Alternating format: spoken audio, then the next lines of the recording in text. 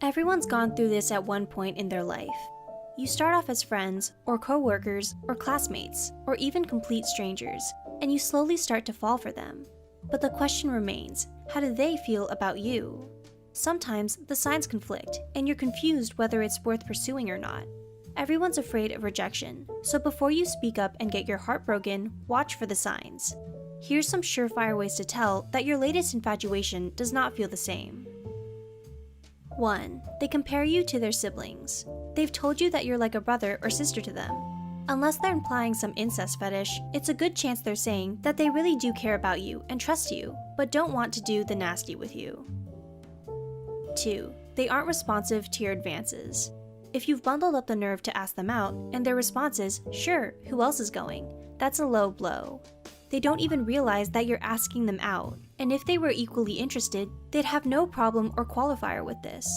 This can be tricky because sometimes, if you're really close with a person or they're just really friendly, they may agree to go get coffee with you or see a movie, but only platonically. Read up on the rest of these signs before you awkwardly reach for their hand in the dark theater, only to be rejected and feel embarrassed for the rest of the film. 3. They talk about their crushes or relationships in front of you. That's an obvious one, but sometimes people think, oh, it's because they're trying to make me jealous. No, they're not. They're talking about their crushes or relationships in front of you because they want your opinion or want to brag to a friend. And if they keep bringing up their significant other, back away from that. You don't want to be seen as the person trying to steal your friend out of a relationship. 4. They introduce you to other people as their friend. You've been getting mixed signals and you're not sure where you stand. Then you go to a party with them, run into an ex-roommate of theirs, and they introduce you as a friend. That's a shot to the heart, but note it. It's probably not them being confused and wondering if you are a thing. They would have found another way to introduce you if it was possibly a thing, but instead, you've been hardcore friend-zoned.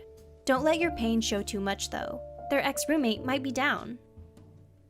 5. They only invite you to group events. You're close, but you've never really had a one-on-one time.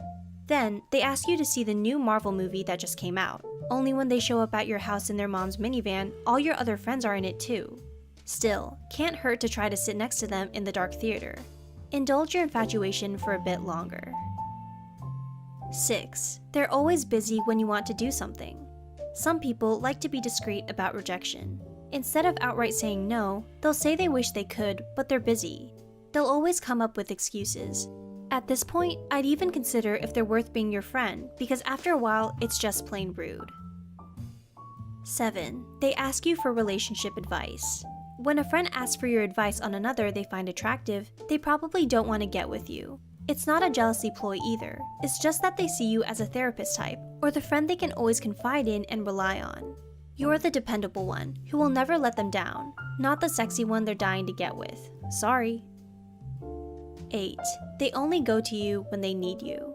They disappear for weeks on end, and only come to you when they need a favor, like they forget to do last night's homework, or they need to borrow some cash. Even if they seem super genuine and caring when they come to you, it's abusive and manipulative. Sorry to say, but you're not a priority in their lives, and they're only using you. Get that toxicity out of your life and your heart. 9. They don't flirt with you.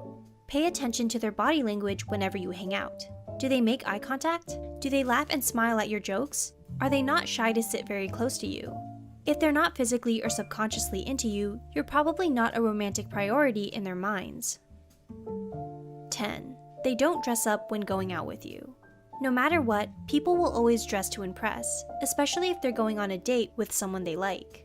Unless this person is a punk, they'll probably still wear a nice pair of black jeans and a good flannel, but most of the time, they'll clean up a little for you. If they're in sweats and don't bother to do their hair or makeup, they're probably just thinking that you're hanging out as buds and there isn't any romantic interest there. 11. They try to set you up with someone else. So maybe this person is oblivious to the hints you've been dropping, or maybe they're trying to get you to stop liking them. But if they try to set you up with someone, they definitely don't have any romantic interest in you. If they saw a potential future with you, they wouldn't be actively trying to get you with someone else. Maybe the friend didn't even consider you two more than friends because you're so in the friend zone. But still, the fact that they're trying to hook you up with another is a surefire way to tell that they don't like you like that. finally, they don't show any interest at all.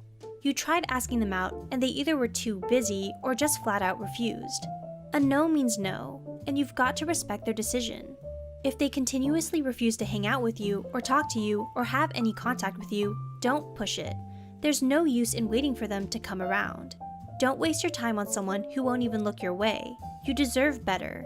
And don't take it personally. Maybe they just got out of a bad relationship, or maybe they just don't like the idea of being with someone. And that's fine.